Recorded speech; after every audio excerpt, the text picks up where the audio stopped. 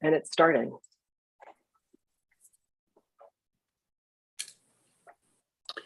Thanks, everyone, for joining today. I'd like to call this meeting of the Governance Subcommittee to order.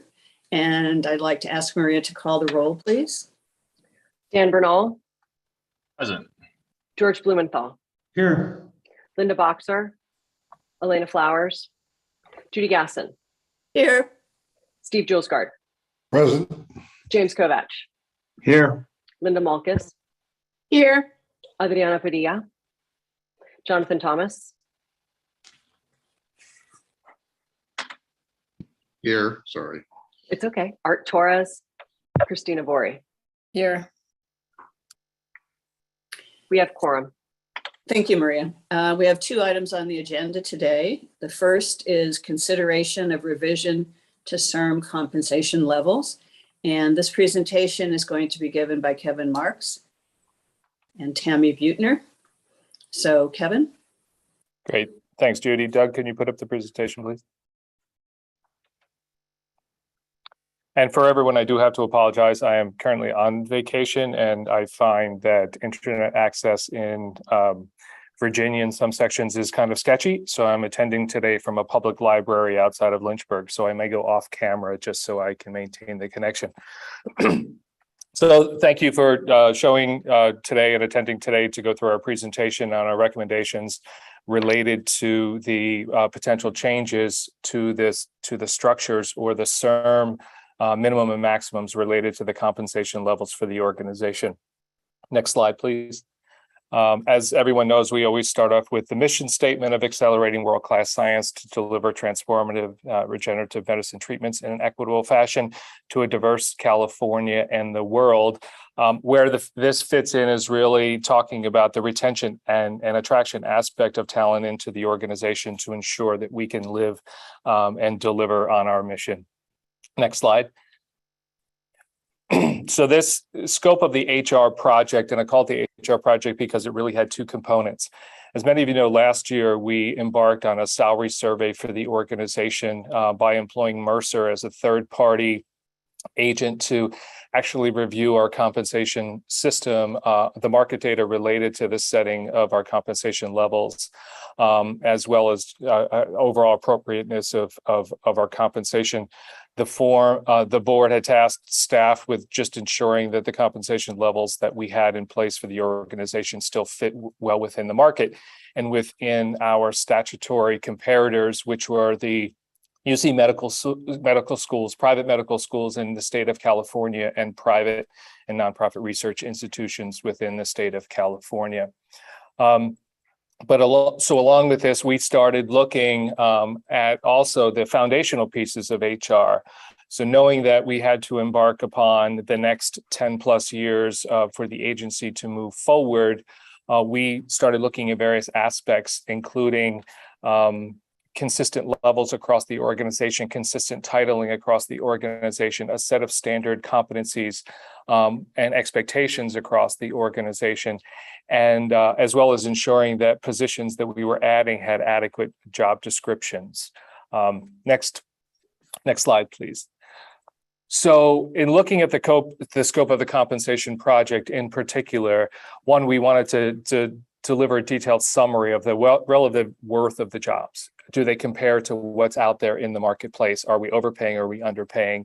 We needed to identify and collect comparative or competitive data sources, and then recommend a compensation structure that would reflect the overlay of the current HR strategy, and look at our compensation philosophy, our mission, our culture, and our business model. So really pulling all of these parts together is where the compensation project ended up.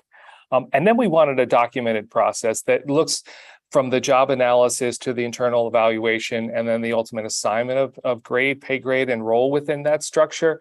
What we had found is that we had moved away from any sort of formulaic way, and we wanted a more documented, regimented way to ensure consistency across the organization. Next slide. So in the HR project, again, as I talked about, we wanted to ensure all positions had duty statements and or job descriptions. Duty statements are really the state equivalent for what would normally be known as job descriptions.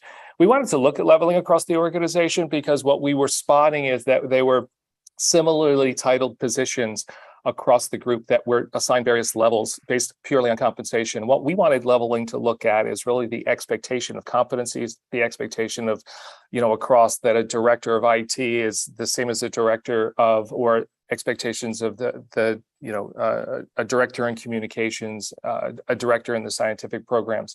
And a lot of that comes with leadership competencies, expectations, and developing a core set of those. And then we needed to look at going back at our performance expectations, our career ladders and development opportunities, and assessing whether we thought that they were adequate. As you know, retention is a key issue for us in the organization. So we want to ensure that people stay with the organization and they consistently are challenged and have various career ladders that are identified for them, as well as developing and specifying sort of key development opportunities for them. Next slide. So as a summary of here, the HR staff and leaders together with Tammy Buettner, for those of you who don't know, Tammy has been working with us for the past several months as an external HR consultant to really help us systematize what we're doing here as an organization. So we went through, and I have to congratulate not only the HR staff, but all the senior leaders of the organization who really worked hard at reviewing the competencies in their various areas. And we'll talk about some of the changes in some of our core programs as well. But there was a lot of dedication and time that was spent to this with respect to setting the expectation competencies. And then being able to take that data and look at Morgan HR, who we hired as our external consultants once Mercer was unable to complete the compensation survey, to really make any corrections that we needed to do. We wanted to commit to ensure that every position had a clear job description. I talked about that before. We developed detailed competencies for the associate director level and above in the organization. We're in the process of doing that and building those into either cross-functional core competencies or ensuring that those core competencies are developed in each one of those job descriptions. One of the misalignments that we noticed in the organization is that the VPs across the organization were assigned to two different salary bands or two different levels, both 8 and 9. And as we looked through and got the external advice, it didn't seem to make sense because while the salary and the market data for those positions would differ, the expectation at a VP level across the organization to a large extent should be the same. These are our key leadership positions. So we decided to assign all of the VPs into the level 9. You will notice, and I might as well confront it right here at the beginning, that in the recommended compensation levels, both levels 9 and 10 were not included for today's conversation. As we went through the data and we wanted to make sure that we had appropriate matches, we still weren't comfortable with some of the numbers that we were seeing. So we wanted to continue to pressure test this. At the same time, we didn't want to hold back to the rest of the organization because we were incredibly comfortable in levels 1 through 8 and making the recommendations, largely because they didn't vary too significantly or even significantly at all from our current compensation levels. So in compensations with JT and Judy and Christina, we decided we wanted to dive a little bit more deeply into those numbers, particularly as it involves the search for the chair and co-chair, which would be included in those compensation levels, to ensure that we were going to recommend what we felt were appropriate compensations for those two levels and not have to recommend something now and then potentially go back and revise it once we got further into those job searches. So that information will be coming in. We're going to continue to partner, Tammy and I, as well as the HR staff with Morgan HR to continue to look at comparable positions and mark that data. We did create a broader senior director level. We only had one senior director in the organization when we started. But what we wanted to look at is a career advancement step between the director level position and the VP level position. Again, it's this whole idea of developing career ladders for those who may not be ready to take on the responsibilities or those duties don't exist from a VP level opportunity. But we wanted to show a significant difference in expectations between the director and senior director levels, and again, build that as a career ladder for the eventual step up as a development opportunity. And lastly, and I talked a little bit before about changes in our core programs. Because of the flatness in the organization largely, and our director levels and VPs or levels have a leadership and a people leadership component, we wanted to ensure that we were still being able to advance people from an individual scientific level across the organization. So we put in a fellowship track of a research fellow and a senior research fellow, which really would be looking at it from an associate director and a director level position.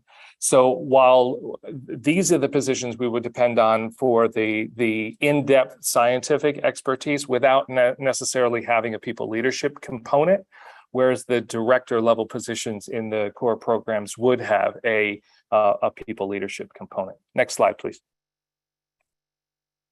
So again, we talked about retaining Morgan HR to assist with this compensation review.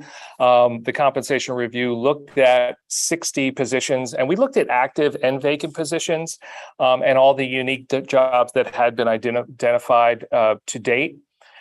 Each one of these was aligned to Radford's global grade hierarchy. And for those of you, and I actually have, and I apologize I didn't make it available, was the 2007 review. Each one of the job titles has a particular code. And when you look at external databases related to compensation, that's usually largely where the comparison takes place. And these codes are for-profit, they're for nonprofit, they're for academic institutions. And that's where each of the job titles within our organization were assigned that particular number. And then they were matched to benchmark positions in the ERI compensation data. As I noted before, that CIRM has an obligation, a legal obligation, to match its data against the UC medical schools and institutions. So obviously, Morgan reached out to those institutions to try to get the relevant data. I have to admit that we were incredibly challenged. As we talked about before, with Mercer's inability to get the custom data that was requested, Morgan ran into some of the same headaches.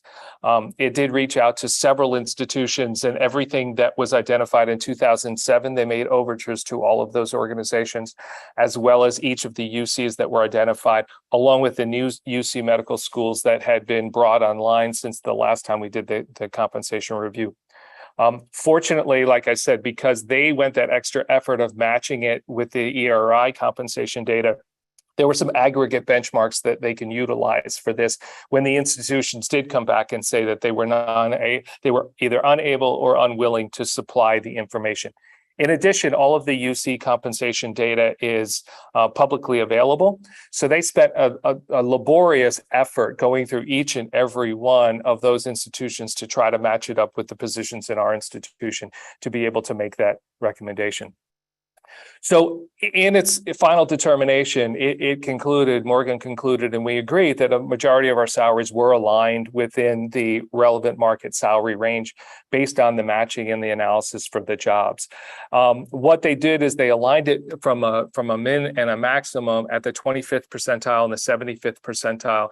Those were the relevant percentiles in the market that the board had originally adopted for these various levels. So it made sense to stay and look at those to see if we were consistent with our current, see if those numbers were going to be consistent with our current compensation min and max. Next slide. And please, at any time, if there's any questions, please put your hands up and I'll address it as we go through, or I'm also comfortable to save everything into the end.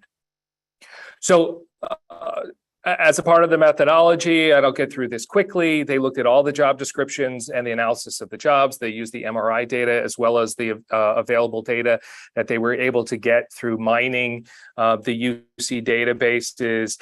The data reflects a geographic location for Oakland. So there's geographic differentiators as you go through the data. And as you know, San Francisco Bay Area is a more expensive area in which to live. So there were some adjustments made to the data along with that. And then the 4 data sources that are identified below. Next slide, please. So again, the final recommendation was a structure that reflected our current HR strategy and our mission. The ranges met with our goal of aligning with the comparator data and ensuring effective transparency with employees. What we're trying to do in this process too is not only create the compensation levels for each of the levels and the minimum and maximum, is that we've created these for each position within the organization. So we wanted very clear avenues of communication to be developed with employees, so employees can see where he or she actually met within the market data for the individual roles.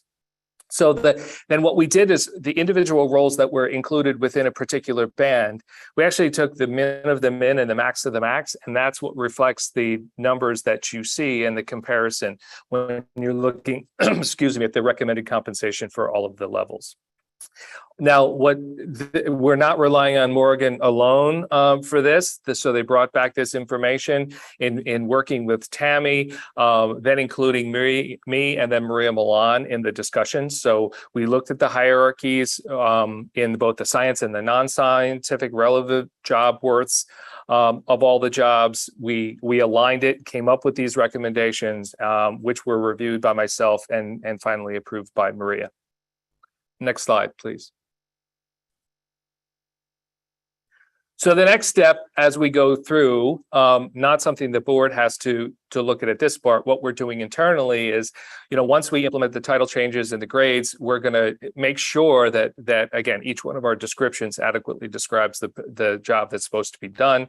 We will annually review all of our job grades and market values to make sure that we continue to pay consistently with the market or as the board dictates. Again, the annual assessment and growth in the market, we just want to make sure that we stay consistent and not wait another 15 years before we do a competitive market survey. And we will continue to utilize this compensation in looking at our pay equity across the organization and do that more frequently. So not only looking at situations where we're bringing in new people across, of course, we will use it there, but we're now going to spend a little bit more time relative to consistent positions and consistent titling so that we make sure that we don't have pay gaps, and where we do have them, that they're reduced effectively, because we don't want any disparate impact on employees as a result of any pay inequities. So with that concludes this presentation. If there's any questions, please feel free to raise them. Otherwise, we can move to a review of the various changes in the SERM compensation levels and the recommended numbers.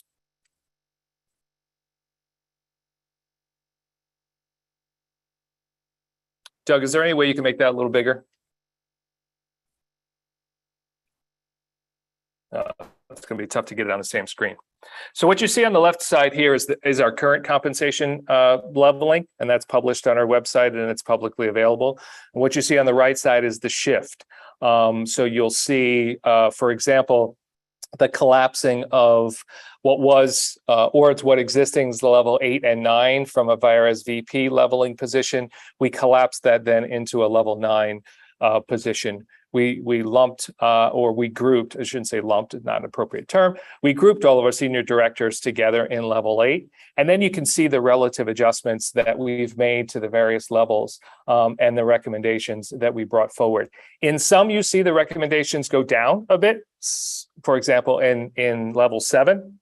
And again, this is purely reflecting market data. In level 6, you see it gets adjusted upwards, and then as well as level 5 and other levels as it advances and we take it forward. Rest assured that as a result of this, no employee will suffer a decrease in salary. As I talked about before, a majority of employees still, even with the new market data, rest within the individual market data for their positions. So we are comfortable that these ranges adequately reflect the market, as well as our show that our current compensation strategy is working, and what the board adopted previously, which was pay consistent to market and ensure people are paid appropriately. So again, we're comfortable with these recommendations. The idea too is that we want to age these recommendations for the next at least 2 years. So we're not in a consistent basis as been done in the past, where we're consistently revising. It was a practice, and Maria Bonneville, you can correct me if I'm wrong, that we did vary our levels depending on the individuals. And if we moved a particular individual, although the job still existed in a level, right, we would adjust those compensation levels. We want to get away from that. We want to get away from these are the levels of the position, and this is what the position paid, not that it's individually dependent. So this is what we feel that these numbers adequately reflect.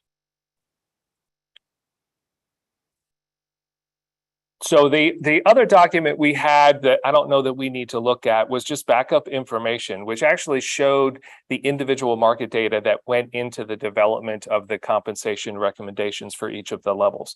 And as you can see, if you look at the 25th percentile for those positions and the 75th percentile, the min of the min and the max of the max is what sets the compensation recommendations for each of these levels.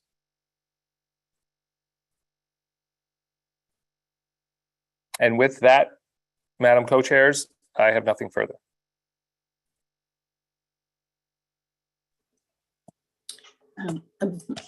Thank you to Tammy and Kevin for this very comprehensive year-long effort to make these positions. Oh, I'm sorry, George, you have your hand up, please. You're on mute, George.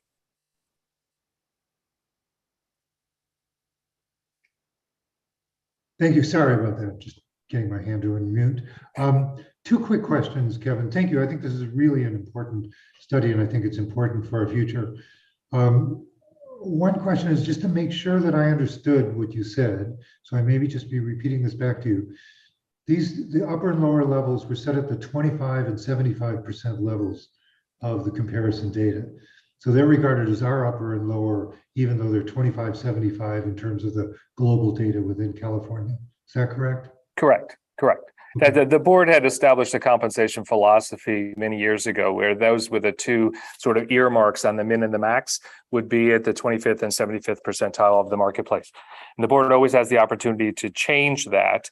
But again, our recommendation is because it seemed very consistent with our current compensation levels and validated the board's philosophy of how to create our compensation strategy. It seemed the right leveling and where to place those min and max levels. So my other question, thank you, Kevin, that's great. My other question concerned private institutions in California and their salary data, which are not so easily available as is UC's. I didn't quite understand how you managed to include those data when they're not made available by the institution. Could you just say a little bit more about that?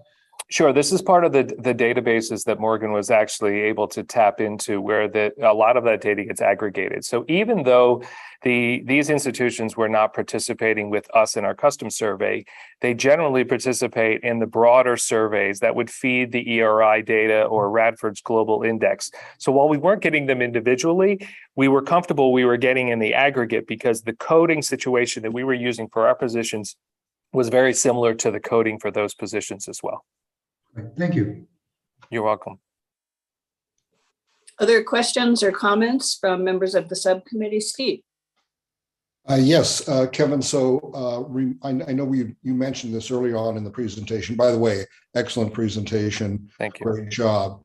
What are we going to do about the level 9, the minimum and maximum? What's happening in that box?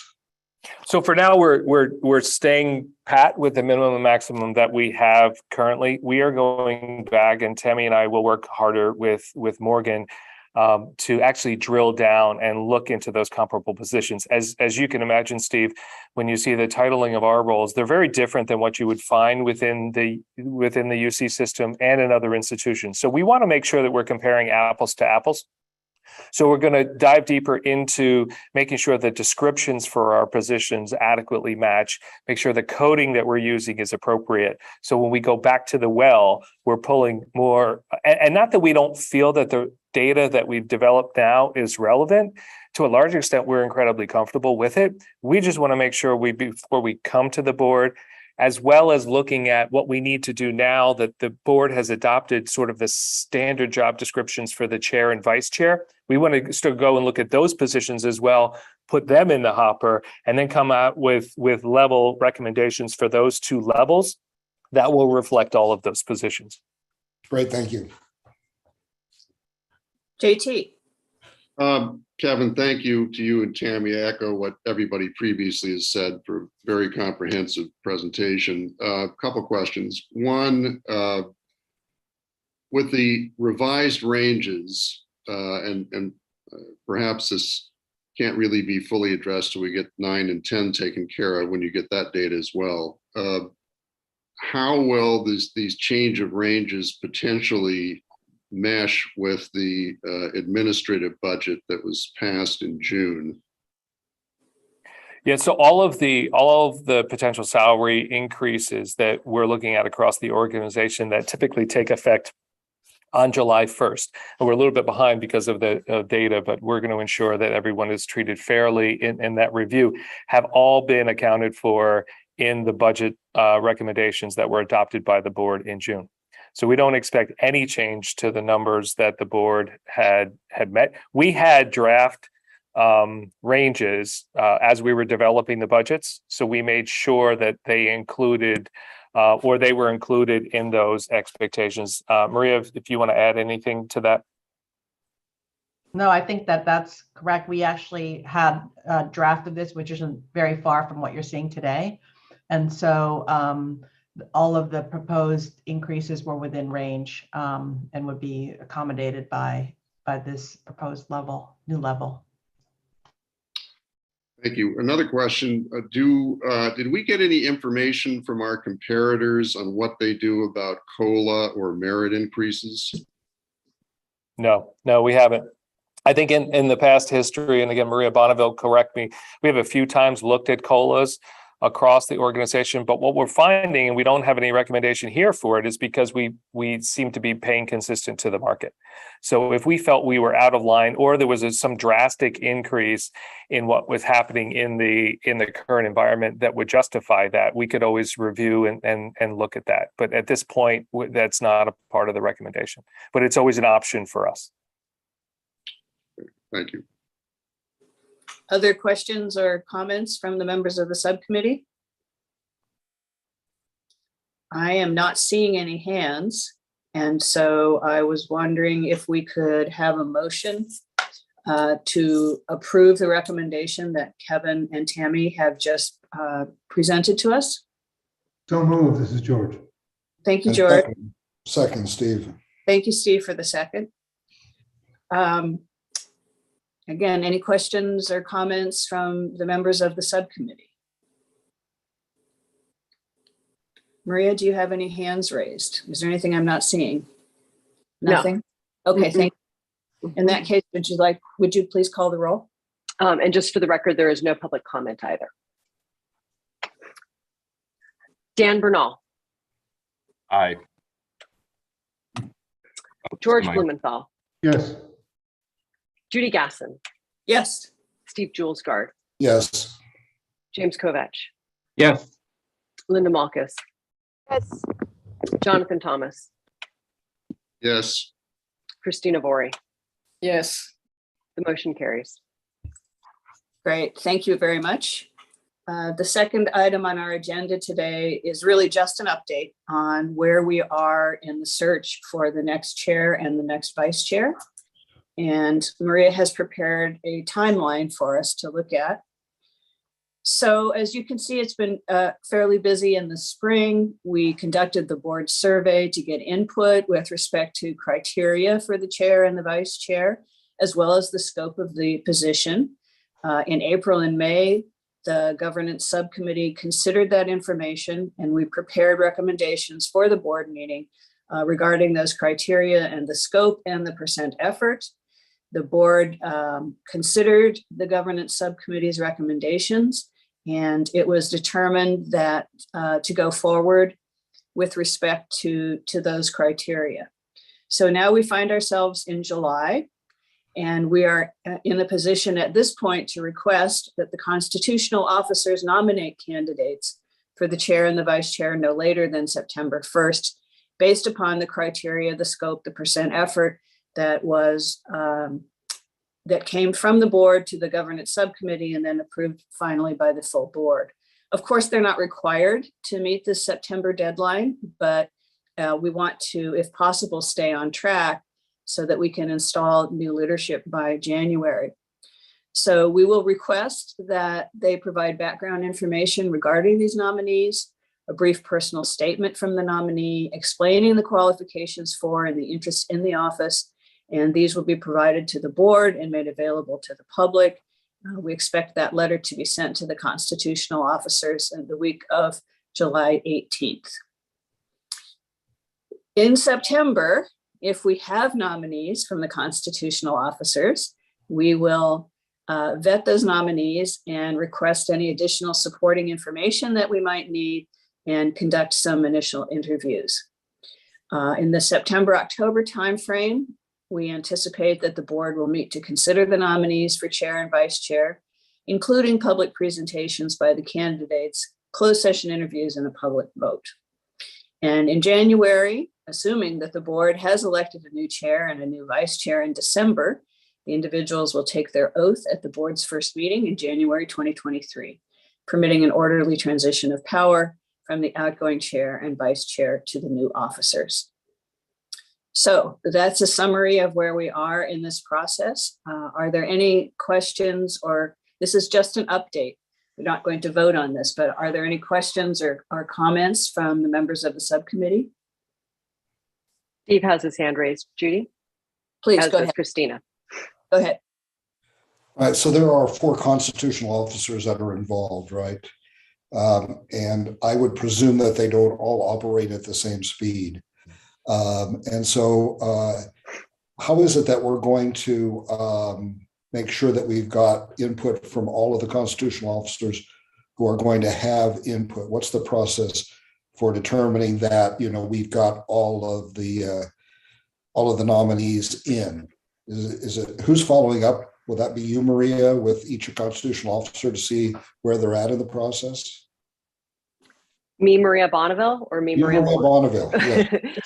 I would suspect that JT and Art would be the ones that are following up with the constitutional officers directly to make sure that they are indeed sending in their recommendations. All right, so then they will wait until they've got the final answer from each constitutional officer before we launch into the next part of the process, which is the consideration of them. Okay, Correct. thank you. Can you, Doug, can you remove the slide so I can see? I'll do that. Sorry. Oh, that's okay. Thanks, Mary. There we go. Okay, Christina. Thanks. Just maybe comment or clarification. I think the deadline probably for the constitutional officers will be September 15th. If the letter goes out mid-July, so it would give them 60 days. I think this was how the process was handled last time, but that's probably something that we'll sort at the end. And then I think, Judy, this might be a reminder for everybody to reach out to our own networks to seek for candidates for these positions and pass on names to those who will nominate. Yes, we're very much, thank you, Christina, for that reminder. And we're very much relying on each of the members of the board to reach into their networks to try to identify people who would be potentially interested in the positions and also qualified to be considered. So we will definitely be doing that with the full board when we give this update next week to the full board meeting. Other questions or comments from the members of the subcommittee? Maria, are there any hands raised from the public? No? There are no hands raised. Okay. Okay, so that concludes the update. And the final agenda item is whether there is any public comment from any member of the public about this or any other matter at this time. Nope. Okay, in that case, thank you again to Kevin and Tammy for the outstanding year-long process to get us where we are. And we're going to continue to work on levels 9 and 10, and we'll bring them along when we are confident that we have the right data backing up those recommendations. And we will adjourn this meeting and see you all at the board meeting. Great. Thank you all very much for participating today. Really appreciate it. Thank you, and excellent job as always.